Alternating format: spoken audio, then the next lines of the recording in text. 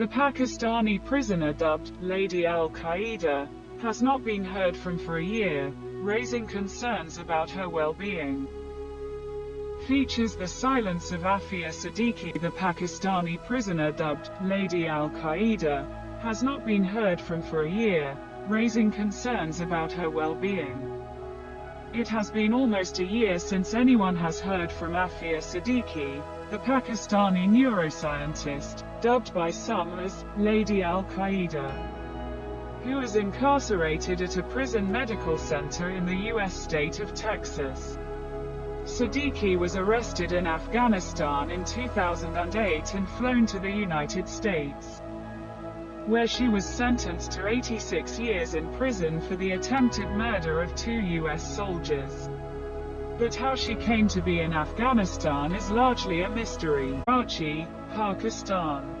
Afia Siddiqui moved to the United States for school in 1990 and left for Pakistan in 2003, after attending the Massachusetts Institute of Technology, MIT, and marrying a Pakistani man in Boston. Shortly after returning to Pakistan, Siddiqui disappeared while en route to Islamabad with her 3 children. Her family members say they believe she was abducted by the Pakistani intelligence agencies. Little is known about what happened to her until she surfaced 5 years later in Ghazni, Afghanistan, when Afghan police arrested her on suspicions of being a suicide bomber. Pakistan. Victim or exporter of terrorism. As FBI agents and U.S. military personnel arrived to interrogate her, they said she gained control of a rifle belonging to one of the army officers. In the struggle that ensued, the service member fired on Siddiqui, hitting her at least once in the torso.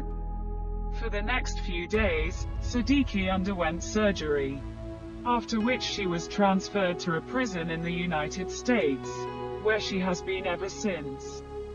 Her family, mystified. The last that was heard from the 43-year-old came in July 2014, when, in a surprising turn of events, Siddiqui withdrew what would likely have been the final appeal against her conviction. In the letter she wrote to Judge Richard Berman, she stated that she had no faith in the American legal system and that she refused to participate in this system of total injustice that has punished and tortured me repeatedly. Her family and lawyers fear the worst. Letters have not gotten through, said Stephen Downs, her new defense attorney, who took over from Tina M. Foster in January. Her family is mystified as to what is happening. There is a concern that she may not be alive, Downs told Al Jazeera. The alleged jihadi has a pattern of looking askance at her legal team, which is paid for by the Pakistani government. Ever since her trial began, Siddiqui has gone through a number of lawyers, leery of some due to their Jewish ancestry. Siddiqui's sister, Fauzia, a Harvard-trained neurologist now living in Karachi, has been relentlessly heading a campaign seeking her sister's release, but she said she is now losing hope. Fauzia spoke to her younger sibling over the phone for the last time in April 2014. Then Afia had agreed to the appeal, said Fauzia. I remember her telling us that she would never refuse any chance to talk to her family or anyone who could help her. She said we have no idea what goes on at that prison. The doctors are wolves disguised as sheep, Fauzia said. Related. Q&A. Siddiqui family accuses US of torture. Further unnerving the family were reports from 2 consular visits that the Pakistani embassy made to the prison this year. On both occasions, a woman enveloped in a burqa sat with her back to the embassy officers.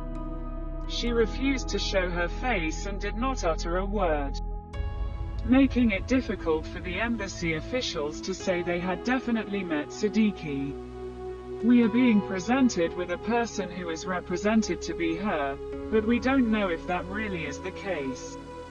Maybe it is not her we are seeing, suggested Downs.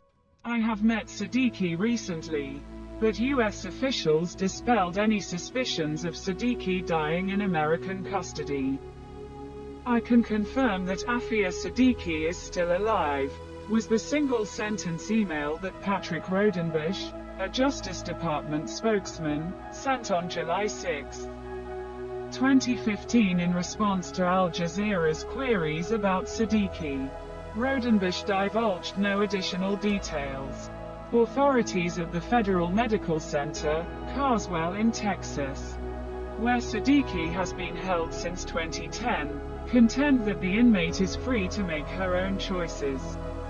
I have met Siddiqui recently, Patricia Comstock, the public information officer, told Al Jazeera. She has the capability to refuse or accept a correspondence, if she wants to. That is all we can disclose about her, Comstock stated. Yet, it is still unclear why Siddiqui is unreachable. Early in the trial process in November 2008, a court psychiatrist said she was hallucinating and unfit to stand trial, a determination the psychiatrist later retracted. Afia has now essentially been in solitary confinement for the last 12 years, and tortured for part of that time, and we know that this kind of confinement and torture can do a lot of things to the human mind. By Stephen Downs, defense attorney, Afia has now essentially been in solitary confinement for the last 12 years, and tortured for part of that time. And we know that this kind of confinement and torture can do a lot of things to the human mind, said Downs. Siddiqui's children, who are now 17 and 19 years old, and living with their aunt in Karachi, have never traveled to the US to visit their mother. The Afghan government handed over Ahmed, Siddiqui's son, to her sister in Karachi in 2010.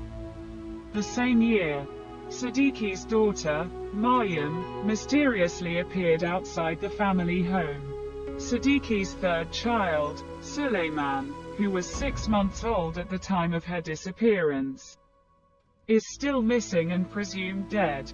Prisoner exchange. Siddiqui is a high-profile prisoner whose detention has been a divisive issue. Pakistan's former Prime Minister Yousaf Raza Gilani has called her the daughter of the nation, requesting her release.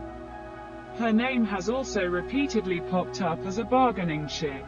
Armed groups including the Afghan Taliban, Al-Qaeda, and the Islamic State have requested her release in exchange for American captives in their custody.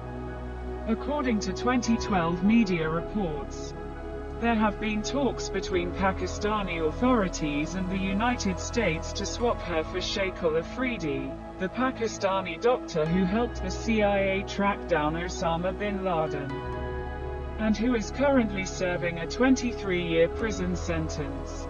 There are several reasons why the prisoner exchange never materialized. First, the recently drafted extradition treaty between Pakistan and the United States is still awaiting approval from Pakistani Prime Minister Nawaz Sharif. Second, Pakistan may not be very keen on giving up Afridi, who is viewed as a scapegoat for the Pakistani military's ignorance of the U.S. raid on bin Laden's compound.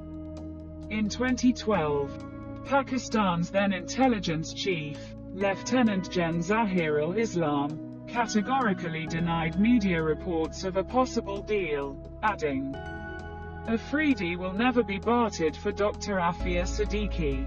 U.S. authorities insist that Siddiqui is an al-Qaeda sympathizer, based on evidence that her family and lawyers dispute.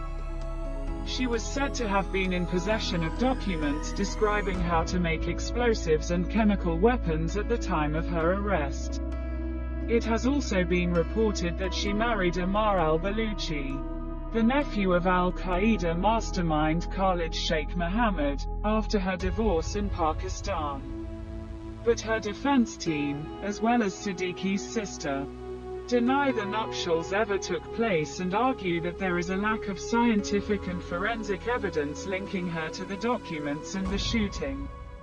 although all legal proceedings are closed for now. Siddiqui's new team of lawyers is hoping to bring new evidence by the end of this year and have the case reopened.